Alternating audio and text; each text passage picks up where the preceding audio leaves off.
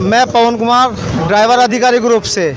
आज हम मोदी नगर में उज्जीवन बैंक के सामने खड़े हैं। यहाँ हमारे भाई का पैसा जमा था, उनके 32 लाख रुपए 32 लाख रुपए साइबर क्राइम द्वारा चोरी हो गए हैं। और साइबर क्राइम द्वारा जो चोरी हुए हैं, ये गलती किसकी है? बैंक की है या आम नागरिक की है? तो ये आम तो वो आएंगे ना जब हमारा जो वो है ना, चल दोबारा से बना। आप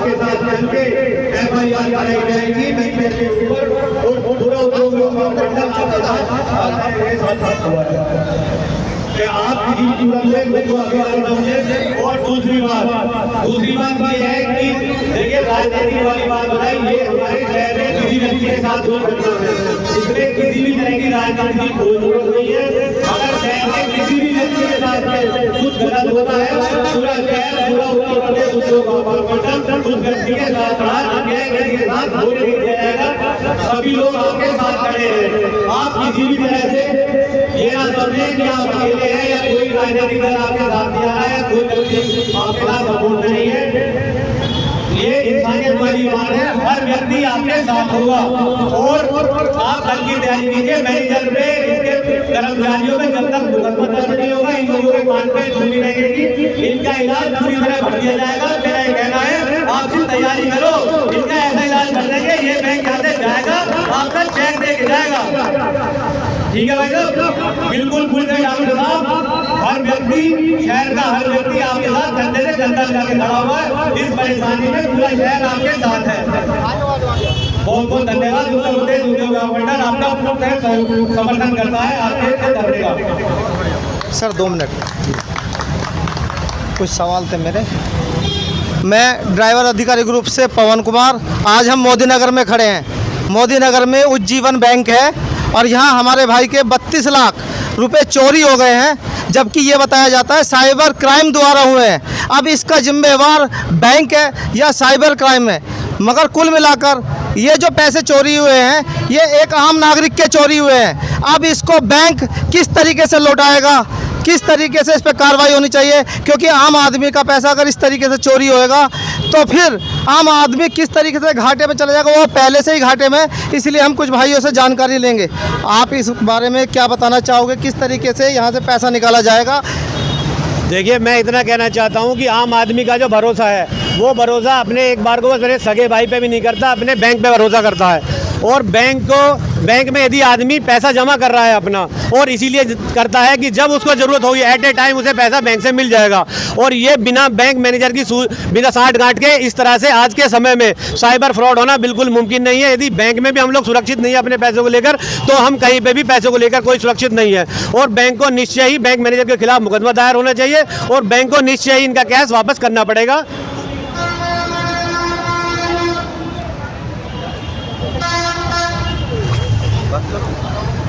जी भैया, आपका क्या कहना है ये 32 लाख रुपए के बारे में बताने?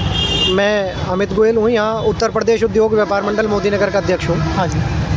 और हमारे शर्मा जी बहुत ही पुराने साथी हैं, हमारे मोदी नगर के बड़े सुख दुख में रहने वाले हैं। बड़े दुख का विषय है कि 32 लाख रुपए का जो नुकसान बैंक के द्वारा यहाँ पे हो गया है। साइबर क्राइम, आखिर ये सुरक्षा देने का अधिकार किसको है? बैंक देगा या सरकार करेगी? अगर हमारे साथ कोई नुकसान हो गया तो हम कहाँ गुहार लगाएंगे? या तो बैंक में लगाएंगे, आला अधिकारी से लगाएंगे, या सरकार से लगाएंगे। अब ना तो सरकार का प्रतिनिधि कोई यहाँ पे करने वाला है, ना बैंक की तरफ से कोई मजबूत हमें आश्वासन मिल रहा है। और हमको तो ये जानकारी अभी 2 मिनट पहले भी जानकारी ये मिली है कि इस बैंक को जो लाइसेंस है वो 5 लाख रुपए से ऊपर का ज़्यादा वाला कोई लाइसेंस ही नहीं है। यानी इस सेविंग अकाउंट में हम 5 लाख रुपए से ज़्यादा ही नहीं रख सकते। तो अगर ये घटना ऐसी घट रही है, इनके अलर्ट लगा रहे हैं, बैंक में अलर्ट लगते हैं कि 5 लाख से ज़्यादा नहीं रख सकते, और उसके बावजूद भी अगर ये 5 लाख से ज़्यादा अगर इसमें पैसे रखे हुए, ये बात सत्य है, तो इस मैनेजर पे और जीवन बैंक के मैनेजर पे तत्काल रूप से FIR दर्ज करा देनी चाहिए। इसमें हमें पीछे नहीं हटना चाहिए। दूसरा विषय, 3 दिन तक पैसे निकलता रहा। अगर बैंक वाले, इनके पास एक व्यवस्था प्रॉफिट एंड लॉस की भी होती है। अगर किसी हमारे बैंक के जो है खाता धारक हैं, अगर उसका कुछ नुकसान हो जाता है तो आला अधिकारियों को बैठ के यहाँ पे थोड़ी सहानुभूति देनी चाहिए और कुछ ना कुछ उन्हें सहानुभूति के साथ अपने बैंक की गुडविल को बचाने के लिए कुछ आश्वासन के साथ थोड़ा बहुत फंड भी इन्हें दिलवाना चाहिए। आपको पुलिस प्रशासन के साथ लगना चाहिए। क्या सारी जिम्मेदारी कस्टमर की है, बैंक की कुछ नहीं है जिम्मेदारी? हम अभी सभी व्यापारियों से और सभी हमारे जितने भी सामाजिक लोग हैं, हम सभी से अनुरोध करते हैं, इस उज्जीवन बैंक ने इस परिवार की कमर तोड़ दी है। जो बरसों की कमाई है उसका नाश कर दिया इस परिवार का। मैं आपसे, आपके समाज से, व्यापारी जगत से और मोदी नगर के आम आदमियों से मैं अनुरोध करता हूं कि एक दिशा निर्देश यहाँ पे तैयार करें और उज्जीवन बैंक की एक अर्थी निकालें। नेशनल लेवल पे उज्जीवन बैंक को मोदी नगर ये दिखाए, मोदी नगर की जनता दिखाए कि एक आम परिवार का, एक ब्राह्मण परिवार का 32 लाख रुपए का खाना जो तुमको, इसे जिस सहजता से तुम खा रहे हो, इसका अभिशाप पूरे भारत में मिलेगा। और हम तो यही प्रार्थना करते हैं, व्यापारी जगत से प्रार्थना करते हैं, एक सप्ताह तक अगर शर्मा जी का अकाउंट का पैसा यहाँ पे वापस आता है तो ठीक है, नहीं तो अपने जितने भी यहाँ पे सेविंग और करंट अकाउंट हैं तत्काल रूप से यहाँ से खाते को बंद करा जाए, इसे मैनेजर को जेल भेजा जाए और कल परसों के अंदर ही एक होली के कार्यक्रम को लेते हुए इस बैंक की अर्थी निकाल के पूरे मोदी नगर में घूमा जाए। नेशनल लेवल पे इस उज्जीवन बैंक की गुडविल खराब करी जाए। धन्यवाद। जिस तरीके से हमारे भैया ने बताया है, इस बैंक की गुडविल हमेशा के लिए ख़त्म कर देनी चाहिए। और उसके अलावा मैं इन सब पब्लिक से पूछना चाहता हूं अपने चैनल के माध्यम से, अगर हम बैंक से लोन लेते हैं तो 3 किस्तें ना देने के बाद बैंक है ना उसकी प्रॉपर्टी जब्त कर लेता है, गाड़ी जब्त कर लेता है। यहाँ तो 32 लाख रुपए की बात आ रही है। अगर 32 लाख रुपया बैंक नहीं देगा, 4 दिन बैठे हुए हो गए, तो क्या बैंक पे ताला नहीं पड़ना चाहिए? जब वो अपने अधिकार के लिए हमसे चीज़ें छीन सकता है तो 32 लाख रुपए के लिए हम बैंक को उस टाइम तक के लिए ताला नहीं डाल सकते? ये आम पब्लिक का क्या कहना है, तो आप सब बताना चाहेंगे इस पर? भाई साहब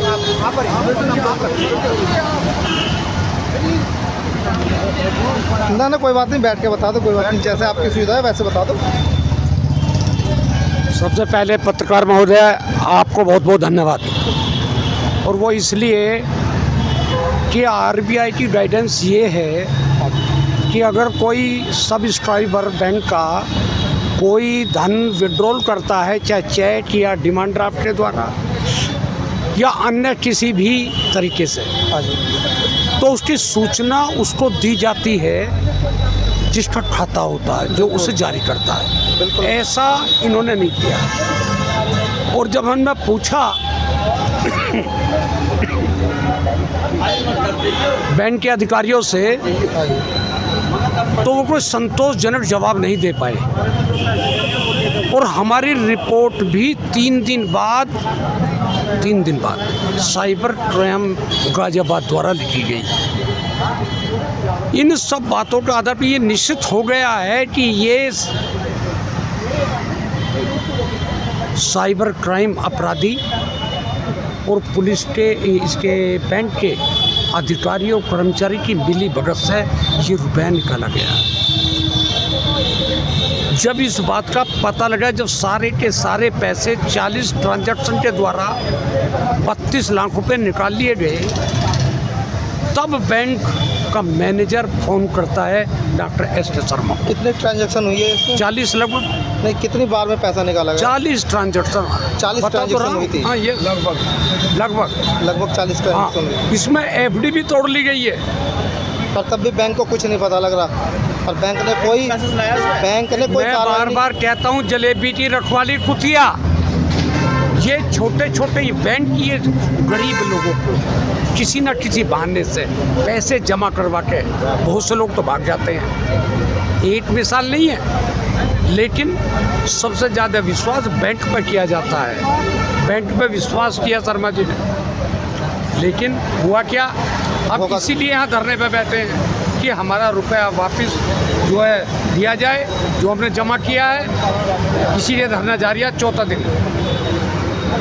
तो आप सब भाइयों को क्या लगता है कि बैंक के अगर मान लो ताला लग जाए तो आरबीआई बैंक को जल्दी से जल्दी पैसा लौटाने की बोलेगा या आपके धरने के अनुसार सुनवाई होगी।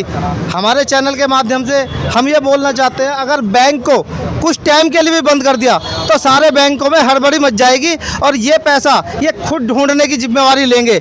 अब तक ये जिम्मेवारी आपको दे रखी है, इसलिए आप सब धरने पर हो। ये धरना अगर बैंक पे ही सुबह के टाइम में अगर वहीं दरवाजे पे खड़ा हो जाए और बिल्कुल शांतिपूर्वक अड़ के खड़े होने के बाद ये कहा जाए कि भाई बैंक नहीं चलेगा जब तक पैसे का समाधान नहीं निकलेगा, ये यहाँ ना हो के वहाँ पर, क्योंकि पहला ताला था ये अब लगा के जाएंगे और उसी के अनुसार में सुबह को आप अपना डाल दो। आपने गलत तो करा नहीं है भाई। हमारा मान लो कोई साधन है, ज़मीन जायदाद है, तब बैंक नहीं करता है कि हम पे आकर हमने कोई गलत कार्रवाई तो कर नहीं रखी। आगे को आ जाओ थोड़ा सा। जी बहन जी, आपका क्या बताना है? मेरा नाम बबीता शर्मा। धरने का चौथा दिन है, कोई भी सुनवाई नहीं है। हम एक तरफ तो सरकार कहती है कि डिजिटल बनो और 20,000 से ज़्यादा घर पर नहीं रख सकते। विश्वास के साथ हमने अपना पैसा बैंक में धरा है तो बैंक वाले कह रहे हैं पैसा उड़ गया। भाई मैंने तो बैंक को पैसा दिया है तो बैंक ही दे। जब अगर हम बैंक से किसी वजह से लोन लेते हैं, ये महिलाओं को लोन देते हैं और पैसे नहीं देते तो घर को ही सील कर देते हैं, गाड़ी लेके जाते हैं ठाके। आज मेरा पैसा बैंक ने गबन करा है और मैनेजर की मिली 60 गांठ से पैसा हुआ या सरकार की वजह से, मुझे कुछ नहीं पता, लेकिन मैंने तो विश्वास जगह पैसा लगाया था, बैंक में लगाया था। मेरा बैंक से ही पैसा चोरी हो गया और वो बेटी की शादी के लिए पैसा है। अब बताओ मैं सरकार से क्या कहूँ? मेरी आवाज़ तो यही है, अगर सरकार कहीं भी सुन रही हो, प्रतिनिधि सुन रही हो, सांसद जी सुन रहे हो, प्रतिनिधि विधायक जी सुन रही हो, तो मेरा पैसा दिलवाने का कष्ट करें। हमारी बहन जी का कहना है कि बैंक में जो एम्प्लॉय मैनेजर है उसका तो है ही कसूर, मगर अगर मान लो बैंक ही उसका निर्णय सही तरीके से नहीं ले पाएगा, बैंक अगर अपना डिसीजन सही नहीं ले पाएगा तो ये पैसा कैसे वापसी आएगा? इस पैसे के लिए बैंक को खुद आगे बढ़कर आके आम पब्लिक का जो पैसा है ये लौटाना पड़ेगा। इसके लिए आप सबको इकट्ठा होकर कल सुबह अगर सामने ही दरवाजे के आगे आप अड़ जाओगे तो हो सकता है यहाँ के एसडीएम भी आएँ, आपसे बातचीत करें। आप कोई गलत तो कर ही नहीं रहे हो। अगर ऐसे बैठे रहोगे तो कोई सुनवाई नहीं होगी। मगर जैसे भैया मैं बता देना चाहता हूँ, पिछले 4 दिन से हम धरने पे बैठे हैं, शांतिपूर्ण बैठे हैं, शांतिपूर्ण धरना हम कर रहे हैं। बार बार हम बैंक के अधिकारियों को अवगत भी करा रहे हैं कि हमें आगे कोई कदम उठाने पे मजबूर ना करें, हमारे बीच आकर जो इसका हल है वो निकाला जाए, जो दोषी है उसे जेल भेजा जाए।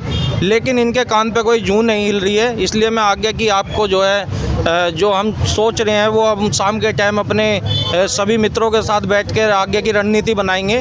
इस बैंक का अर्थी का पुतला बनाकर हम यहाँ से पैदल लेकर जाएंगे और तहसील के सामने फूंकने का काम करेंगे। जो हम तो बर्बाद हो चुके हैं, लेकिन बैंक की शाखा को हम कहीं भी नहीं चलने देंगे। किसी भी बहन बेटी की शादी के लिए पैसा रखा हुआ था या आगे रखेंगे, उसको हम इस तरीके से बर्बाद नहीं होने देंगे।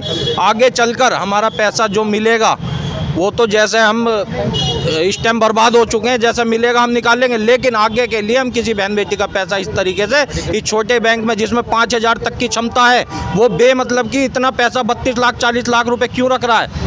अगर उसकी क्षमता 5 लाख तक की रखने की है तो 5 लाख पे स्टॉप कर देंगे। हमारी क्षमता 5 लाख तक की है, उसको किसी को भी बताया नहीं गया है। हमारे इतना पैसा जो इसमें रखा गया उसे बर्बाद करा गया। हम एक चीज़ आपके माध्यम से बता देना चाहते हैं, अगर जो हमें आगे का इस तरीके से बैंक परेशान करेगा, ये सोचता हो कि हम केवल यहाँ तक सीमित रहेंगे धरने तक, हम आगे जो अब कार्रवाई करेंगे वो इसकी सारी शाखा की जड़ उठा देगा। और ये जो आग इस टाइम उबलेगी और चलेगी ये मोदी नगर से लगेगी, लेकिन इस बैंक का कहीं भी एक तिनका तक नहीं रहेगा, किसी शहर में नहीं रहेगा, किसी जगह नहीं रहेगा। ये चीज़ अपने संज्ञान में डाल लें।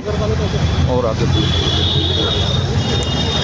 हमारे भाइयों ने बोला है कि जो ये उज्जीवन बैंक की कहीं भी शाखा होगी, ये शाखा ही बिल्कुल ख़त्म कर दी जाएगी। अगर ऐसा हुआ तो ये मान लो आने वाले समय में ये दोबारा नहीं उभर सकता। इसीलिए बैंक को इन भैया का पैसा है ना, जो शर्मा जी है हमारे, इनका पैसा लौटाना चाहिए और समय के अनुसार।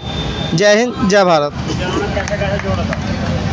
कोई बात ना, अब दोबारा तू पूछ लिए जाके।